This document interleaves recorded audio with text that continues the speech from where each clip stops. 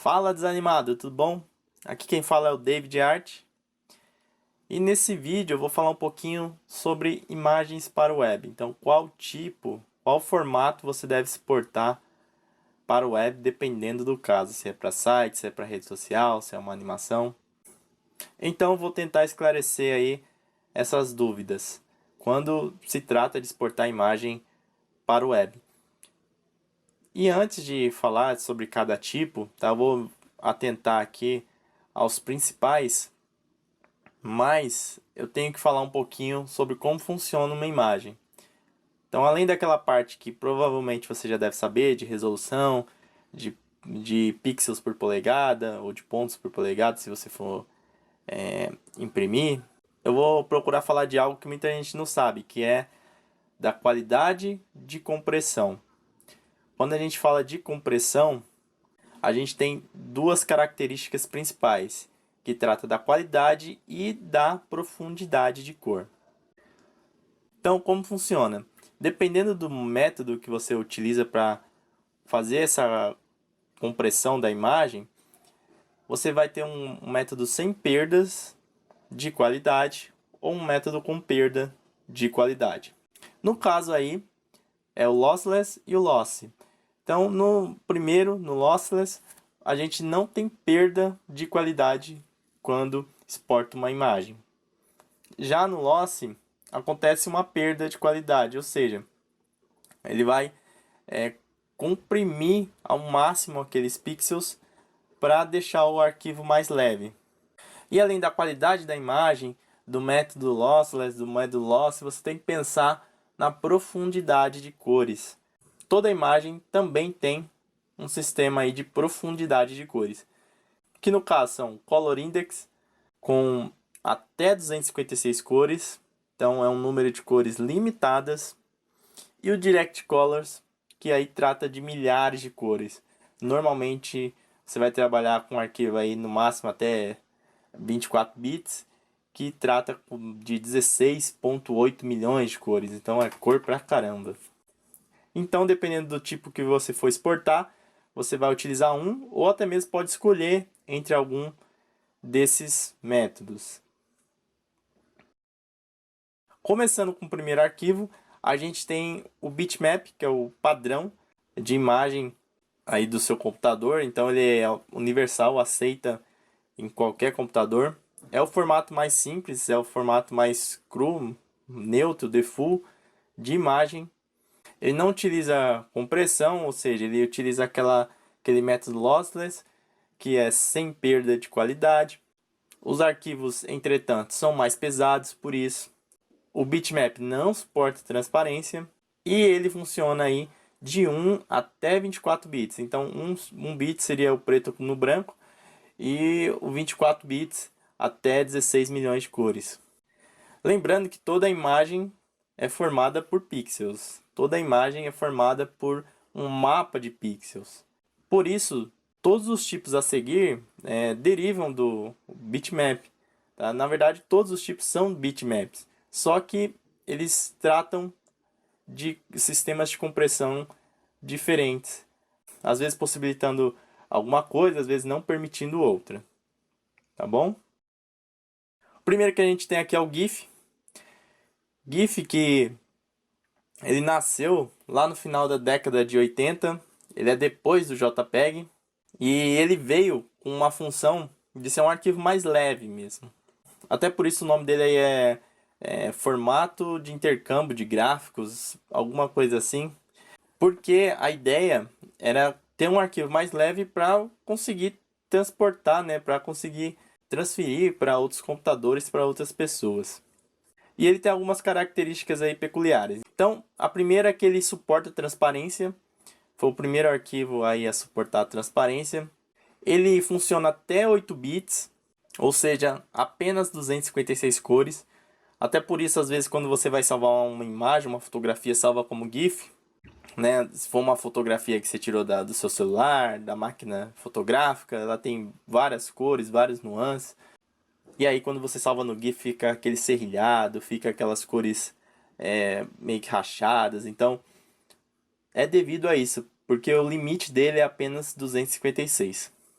Um ponto importante é que ele suporta animação e quando ele foi lançado, né, foi tipo uma sensação essa questão da animação. Se você pegou um pouquinho aí da década de 90, os sites, até os anos 2000 mesmo, um pouquinho o início, você lembra dos inúmeros GIFs animados que a gente tinha aí, adoidados nos sites. Hoje em dia a gente também utiliza muito GIF, né, principalmente nos memes, até mesmo nos sites e tudo mais, porém, né, a qualidade deles ficaram muito melhores. E dificilmente você encontra aquelas coisas bizarras que a gente encontrava lá na década de 90, início dos anos 2000. O peso do arquivo é reduzido, como eu já falei, ele foi criado para isso. Ele utiliza a compressão lossless, então muita gente pensa que ele utiliza a compressão lossy, porque quando você salva, como eu já falei, dependendo da imagem, ele acaba deixando a imagem feia, quebrando um monte de cores. Mas não é isso. Na verdade, ele salva sim, sem perda de qualidade, porém, ele utiliza Color Index, então é até 256.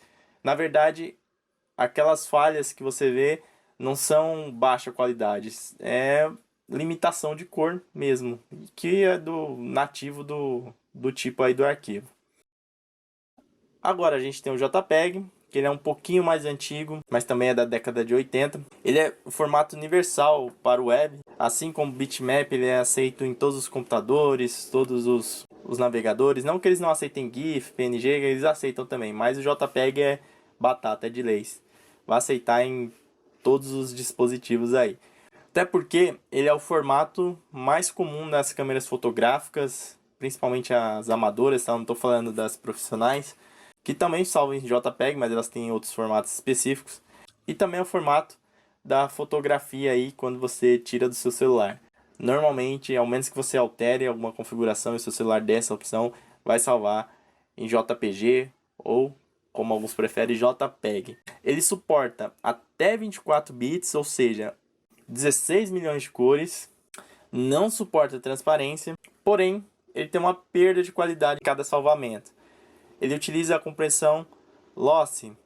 E o que isso quer dizer? Que cada vez que você salva o JPEG, ele vai perder a qualidade um pouco. Não importa se está em 300 ppi, se está em 72, cada salvamento você vai perder um pouquinho de qualidade.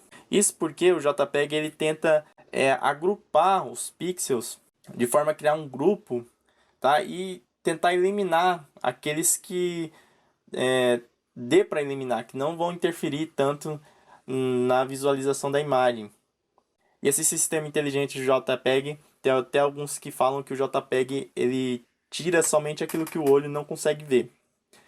Né? E realmente, se você pegar um JPEG em uma boa qualidade e pegar um PNG numa boa qualidade, dificilmente você vai encontrar diferença. Porque são alguns detalhes que não dá para ver mesmo. É muito difícil.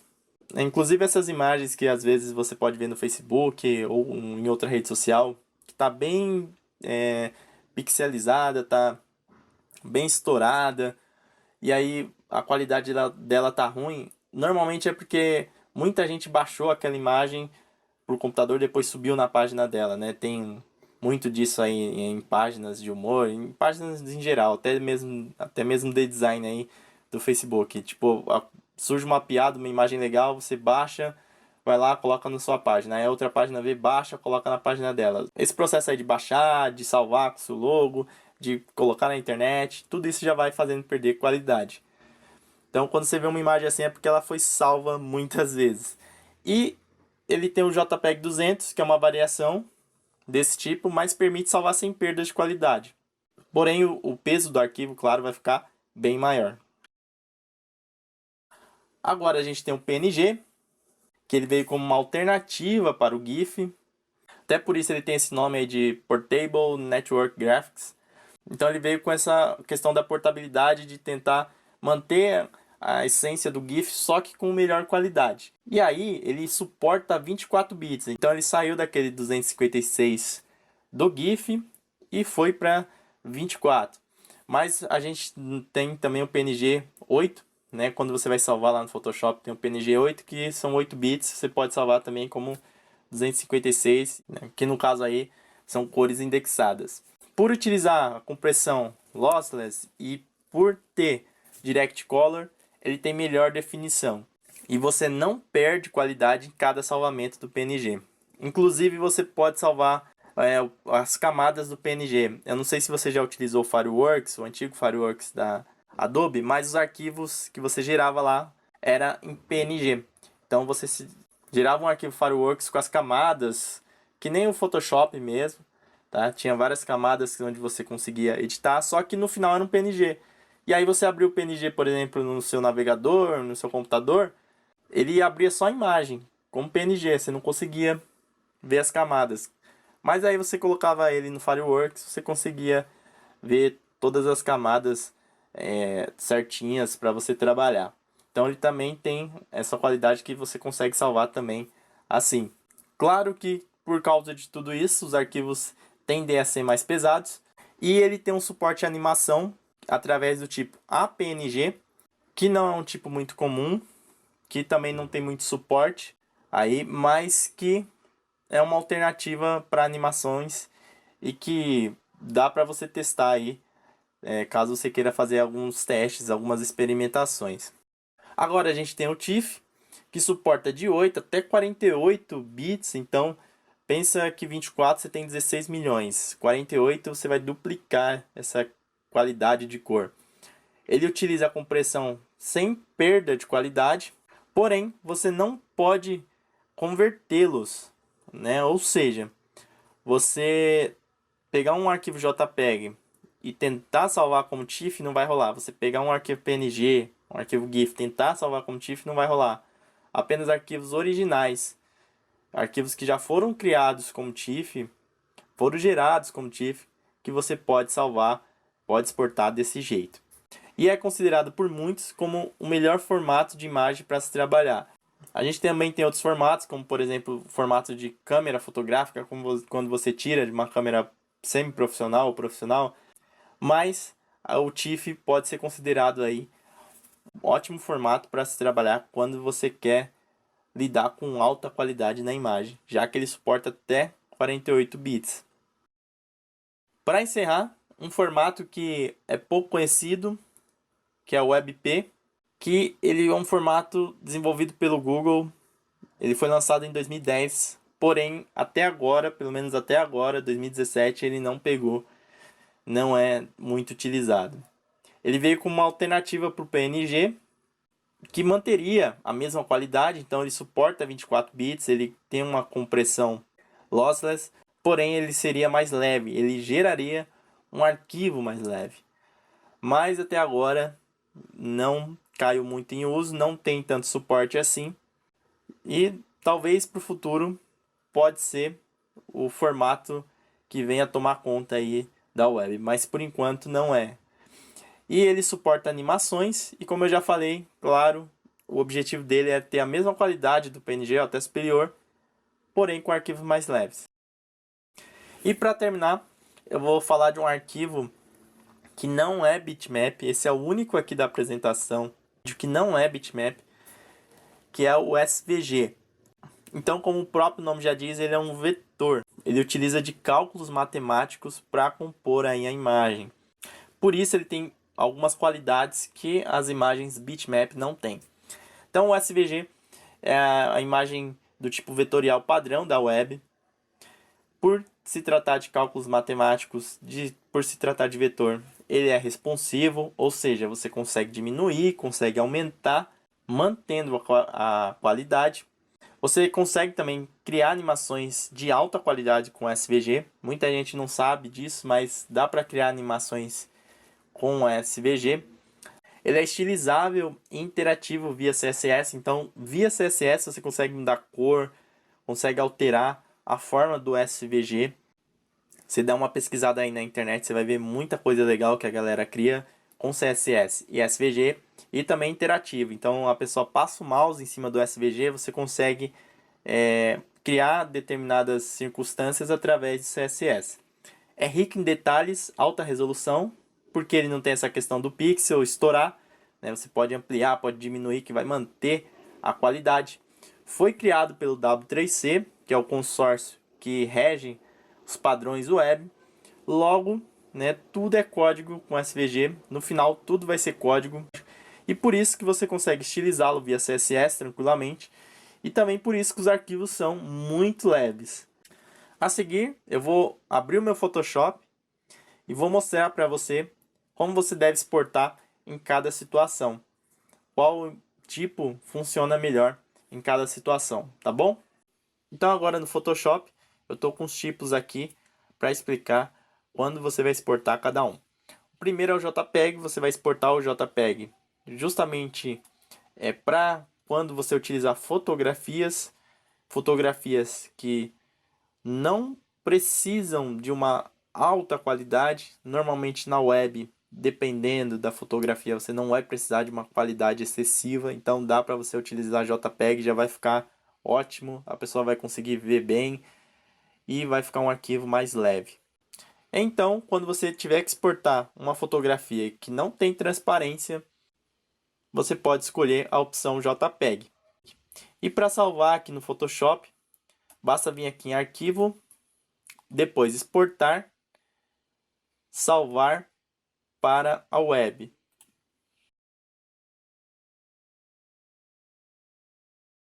Aqui, deixa eu selecionar a opção JPEG. Você vai ter que se atentar aqui à qualidade da imagem. Normalmente, para a internet, você vai utilizar 72 ppi, mas se você quiser deixar uma qualidade melhor, você pode utilizar 90. Já será o suficiente. Então o padrão é 72, se você quiser uma melhor qualidade, você vai utilizar 90. Essa é a média. Claro que se você quiser testar aqui, você pode colocar uma qualidade de 100, pode colocar uma qualidade de 60, aí cabe a você decidir. Feito isso, basta clicar aqui em concluir que você já vai salvar como JPEG. A seguir, a gente tem o PNG. Deixa eu aumentar aqui. E o PNG você vai utilizar quando você precisa de imagens com alta qualidade.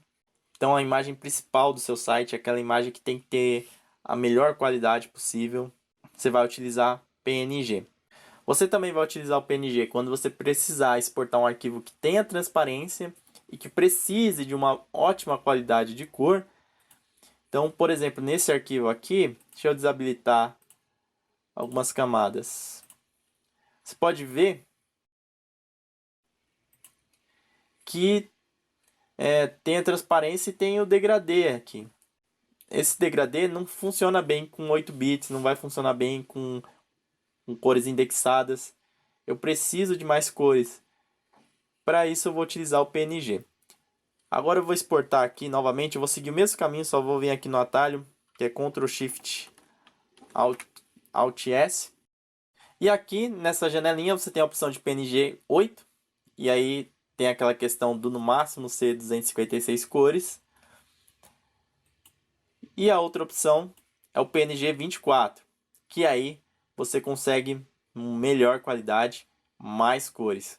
Definiu as configurações, clica em concluído.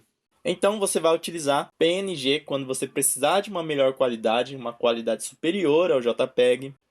Quando você precisar exportar imagens de qualidade com transparência, então imagens que tem muitas cores, tem degradê, não dá para exportar com GIF, você vai ter que exportar com PNG.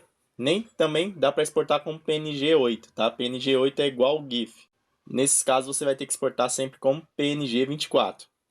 E também para redes sociais.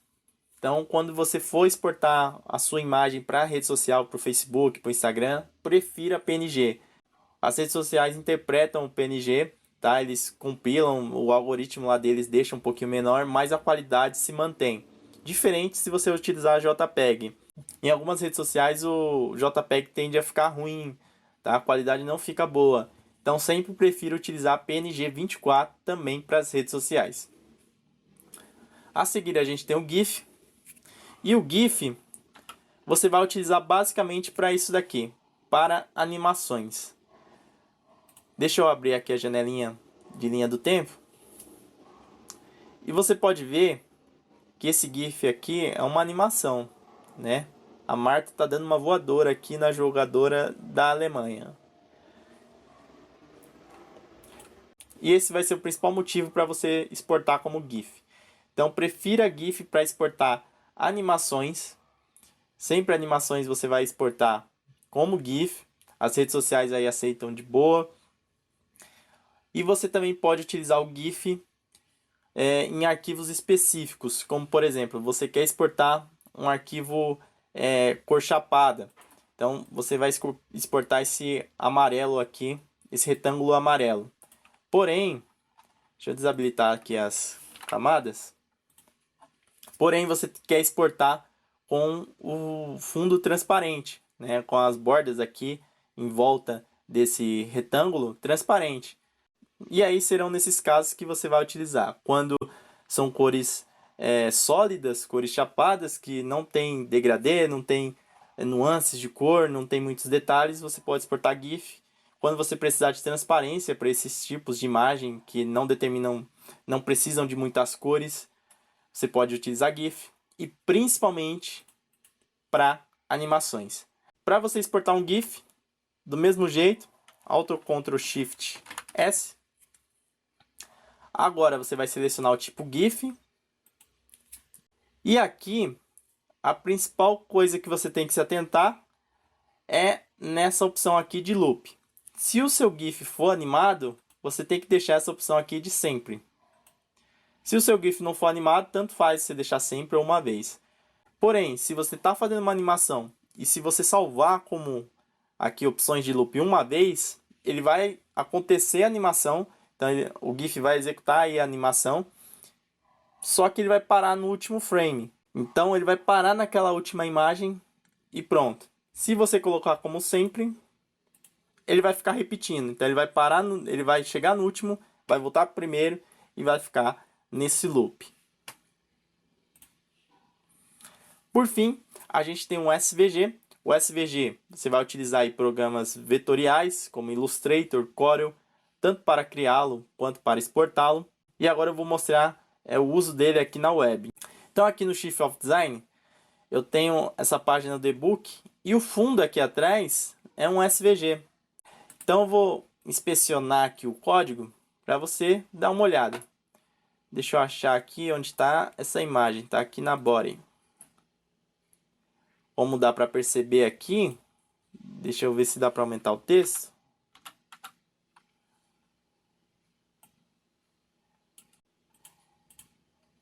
É um SVG aqui, essa imagem. Aqui, ó, bg.svg. Vou abrir essa imagem aqui numa nova aba para você ter uma ideia. Então aqui está o SVG, tá inteiro. Se eu inspecioná-lo, você vai ver que é tudo código aqui. Diferente de uma imagem, se eu inspecionar, deixa eu acessar aqui o blog, vou inspecionar aqui a imagem. Ele vem aqui a imagem, ele mostra, tá? Se eu abrir essa imagem aqui numa nova aba, deixa eu voltar aqui. Tentar inspecionar a imagem do jeito que eu inspecionei o SVG.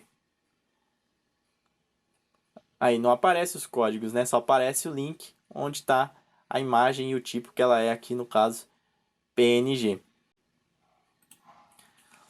Então, com o SVG, como tudo é código, você pode alterar, às vezes, a cor, pode alterar determinados elementos apenas com CSS.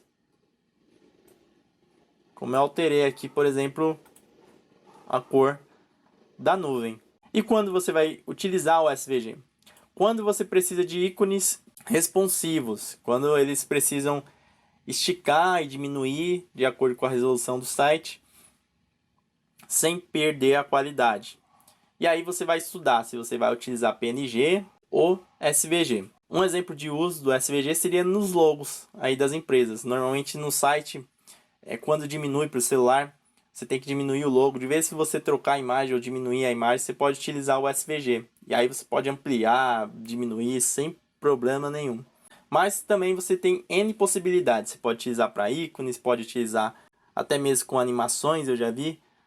Pode utilizar como imagens de fundo, nesse caso aqui, como eu utilizei. Então fica a seu critério você experimentar e utilizar.